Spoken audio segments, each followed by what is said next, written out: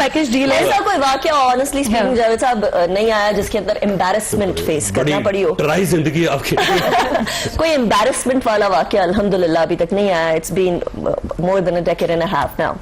लेकिन ऐसा जरूर है कि मैंने खुद, क्योंकि कराची में आउटडोर शोज भी किए हैं और वहां ऐसे वाकयात जरूर हुए जिन्होंने मुझे जिंदगी में काफी तब्दील कर दिए। क्योंकि कुछ वाकयात ऐसे होते हैं जो कि आप देखते हैं, हंसते हैं और आगे बढ़ जाते हैं, और कुछ वाकयात ऐसे होते हैं जो कि आपकी जहन पे नक्श हो जाते हैं और फिर वो आपको ऐसे तब्दील करते हैं कि उसके बाद आपको रियलाइज होता है कि ये जिंदगी कितनी टेम्पररी सी चीज है और उसको उसी तरीके से गुजारना चाहिए। One should not take themselves too seriously.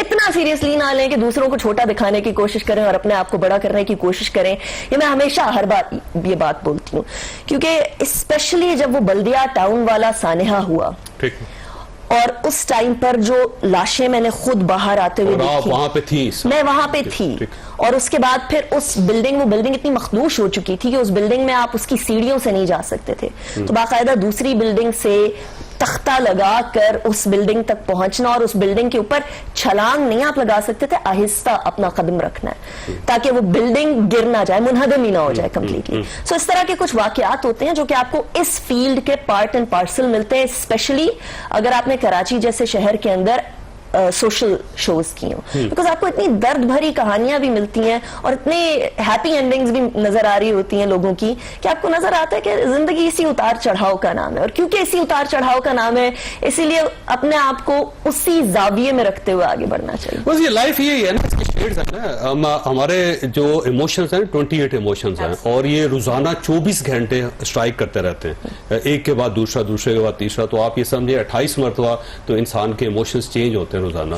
तो उसके अंदर बाज़ औक़ात ये होता है बाहर से कोई वाक़या हो जाता है जो आपको डिस्टर्ब कर देता है, बाज़ औक़ात अंदर से एक वाक़या आता है और वो आपको खुश कर देता है। ये अजीब सी कहानी है वैसे जिंदगी की। छोटे से ब्रेक के बाद दोबारा प्रोग्राम में दोबारा खुश आमदीद। अनीका साहब ये फरमाइए, आपका बैकग्राउंड क्या है? क्या बचपन से जर्नलिस्ट बनना चाहती थी और उसके बाद आपका ख्वाब पूरा हो गया और बड़ा होके क्या बना गया? यार मैं एक ऐसा सवाल पूछा है जो कि मेरे लिए, अपने लिए बड़ा सरप्राइजिंग था, इसलिए क्योंकि मैंने जर्नलिज्म नहीं चूज की थी, जर्नलिज्म ने मुझे चूज किया था। अच्छा जी, कैसे? मैं चार्टर्ड अकाउंटेंट, कैलकुलेटर पे काम करने वाली, अपनी फाइनेंस की तगड़ी नॉलेज लेकर ना वो वाले काम करने वाली, बट डिबेटर थी, हमेशा से डिबेटर थी। तकरीरें करने का शौक था आपको? तकरीरें करने का शौक था, मनाजरे करने का शौक था। अच्छा जी। उनकी बेसिस के ऊपर तासीर साहब हयात थे और तासीर साहब के सामने मैंने एक डिबेट की थी, सलमान तासीर साहब, और उन्होंने मुझे उस टाइम पर बोला था कि आप मीडिया के लिए बनिए। मैंने कहा मैं अपने काम से काम रखने वाली बंदी हूं, मैं इस तरह से हर जगह जाकर खबर लेना मेरी आदत नहीं है। तो वो नहीं, आप बोलने और जिस तरीके से आपका बात करने का अंदाज है और अपने एक्सप्रेशन की बेसिस के ऊपर आप मीडिया के लिए बनिए, आप आज मेरी बात लिख लें। खैर वो बात चलती रही, उनसे कांटेक्ट भी रहा, उनके कुछ फैमिली मेंबर्स भी थे।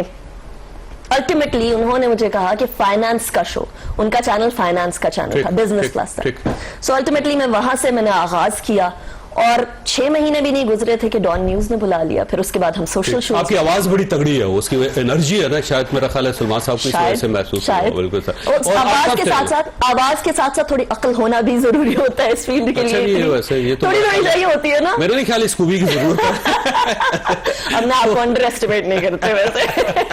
अच्छा ये फरमाइए, अब आप कंफर्टेबल हैं इसमें? Very comfortable. और आप ये समझिए कि आपने अच्छा फैसला किया? अच्छा नहीं, मैं सवाल पूछ रहा हूँ आपसे। आई थिंक सो बिकॉज क्योंकि मेरे घर में अदरवाइज 2 चार्टर्ड अकाउंटेंट हो जाते, किसी भी घर में 2 लोग वैसे हो जाए तो फिर आपस में दूसरा कौन है जी? मेरे मियाँ। अच्छा, मियाँ हुजूर वो चार्टर्ड, वो भी चार्टर्ड अकाउंटेंट है। ठीक है। तो फिर 2 हो जाते, फिर हम सारा दिन कैलकुलेशंस की बातें। अभी हमारी जरा डिस्कशन में वैरायटी आ जाती है। अब आप बगैर कैलकुलेशन की जिंदगी गुजार रहे हैं।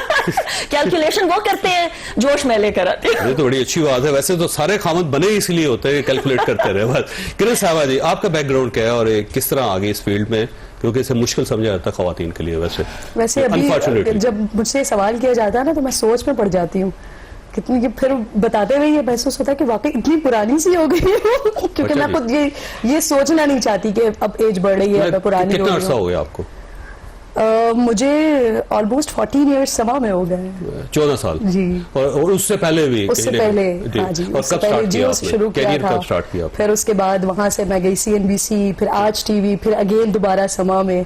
तो ये लंबा एक चलता रहा। बेसिकली मैंने अपने स्कूल की तरफ से, क्योंकि मैं शोज को होस्ट करती थी, तो मैंने स्कूल की तरफ से, कराची में होते थे पहले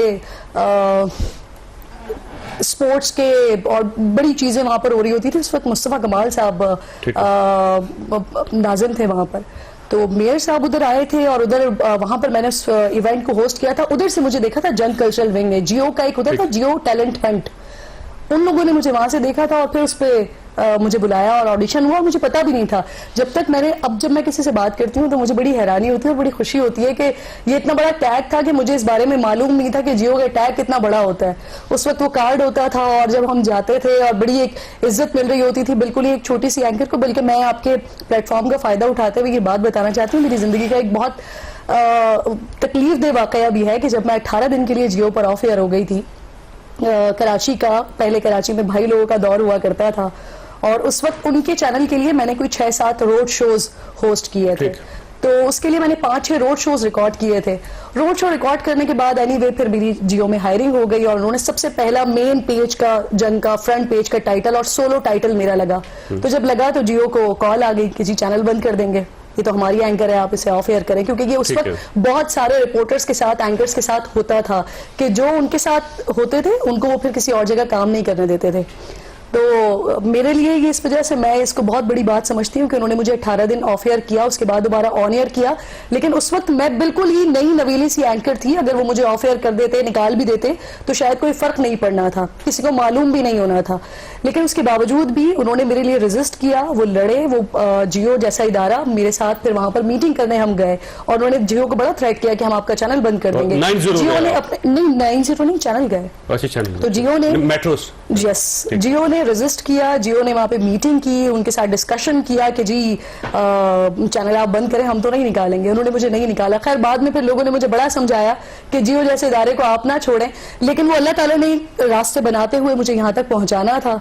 और एक सोच रही थी, एक रास्ता मैं सोच रही थी, एक रास्ता मेरे लिए अल्लाह ताला सोच रहे थे और शायद वही वाला ज्यादा बेहतर था जो अल्लाह ताला सोच रहे थे। शायद आज जो अल्लाह ताला ने इज्जत, नाम, मकाम दिया हुआ है वो शायद उस रास्ते में ना होता। ठीक है, वो इंसिडेंट्स है ना लाइफ के अंदर। जियो ने मुझे, मैं आपको बताना ही चाह रही थी कि वो जो 18 दिन में ऑफ एयर हुई ना, उस 18 दिन में मुझे आज तक के लिए मेरी गर्दन में वो सरिया नहीं दिया। क्योंकि मुझे मालूम है उस वक्त अल्लाह ताला ने देते ही जब लिया था ना, तो वो एक जबरदस्त ट्रेनिंग थी जो वो आज तक के लिया। और अल्लाह से दुआ करती हूँ कि वो आइंदा भी रहे। वो 18 दिन आपने जितना मालिक आगे इज्जत मकाम देता जाए उतनी आजिज़ी भी साथ साथ देता जाए। गरीदा साहब, आपका बैकग्राउंड और कैसे आ गई आप इस फील्ड में? अच्छा, इसी पर मैं ऐड करना चाहूंगी कि आजकल जिससे भी मुलाकात होती है ना, खासतौर पर नौजवानों से, हमें एंकर बनने के तरीके बता दें। तो आप तो खुद नौजवान है जी, नौजवानों से क्यों मुलाकात? Thank you very much for the compliments. लेकिन आई मीन द जेन जी नौजवान, हम तो मिलेनियल नौजवान हैं, जेन जी। हाँ, शॉर्टकट